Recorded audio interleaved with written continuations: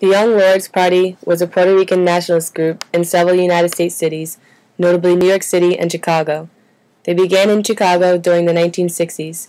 The Young Lords, as a movement, focused its activity around independence for Puerto Rico and the struggle for democratic rights for Puerto Ricans. Other key issues brought forward by the Young Lords included police injustice, healthcare, tenants' rights, and education. They used confrontational tactics to bring services and attention to the residents of East Harlem and elsewhere. The Young Lords deployed attention-grabbing strategies to draw attention to social inequality. They piled garbage on 3rd Avenue and set it ablaze.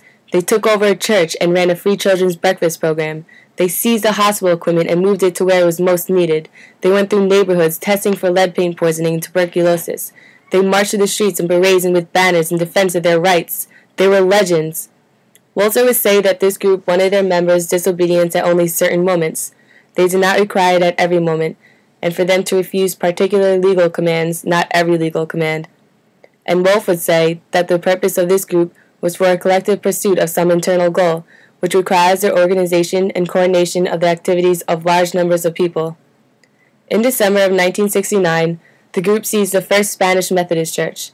They began an 11-day occupation in which they provided free breakfast and clothing programs, health services, a daycare center, and a liberation school from the church.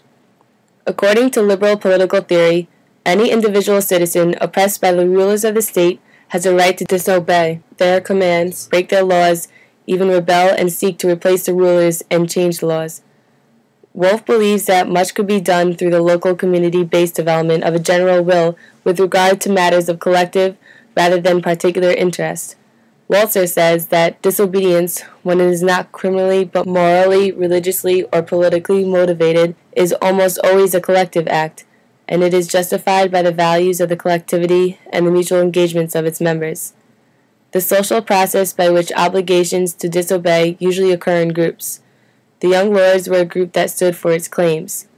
Wolf would say that if you join a group, you, as an individual, must be able to be reasonable enough to appeal to your moral autonomy.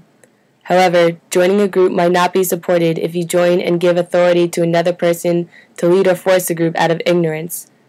Walter goes against this. He argues that for the group as a primary obligation, because it allows commitments to principles that people feel are right, and these commitments are commitments to other men because these other men have the same set of principles and agree on what is being said. When the New York chapter of the Young Lords was established, they began by polling the East Harlem residents and asking them what was the biggest issue on their minds. The residents said the garbage left rotting in the streets because of ineffective sanitation services was the biggest problem. And so, the Young Lords and its followers spent time cleaning the streets with their house brooms and bagging garbage in what they called the garbage offensive. But for weeks, sanitation service in East Harlem continued to be poor. Frustrated, the Young Lords took the bags of garbage and built 5-foot-tall barricades across 3rd Avenue, halting traffic. Then the group's members set the garbage on fire. As a result, the garbage service improved, though it was never what it was in wealthier neighborhoods. The Young Lords did not seek to replace the United States government. They only wished to call into question the precise range and incidence of sovereignty. According to Walter, this is not revolution, but civil disobedience, which can be best understood as the acting out of a partial claim.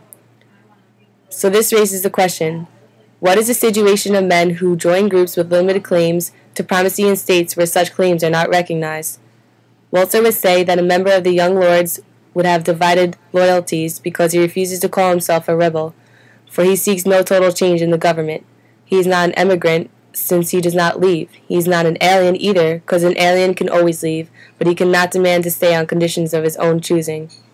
The situation that such a man obligated to obey because of his membership in a larger society and obligated to disobey because of his membership in a smaller one is very common in history and has often been fairly stable over long periods of time. Walter thinks that the people of this situation absolutely deny that political sovereignty or moral supremacy. They are, then, partial members.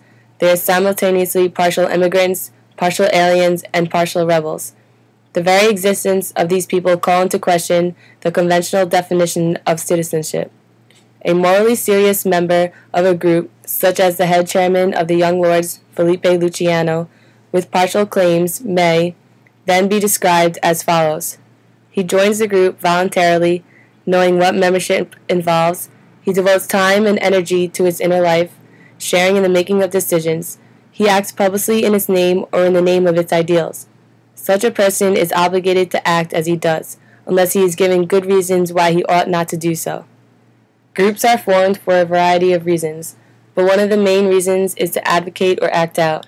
The young lords brought to our attention on how poverty, racial prejudice, and language barriers kept Puerto Ricans from attaining basic necessities of urban life.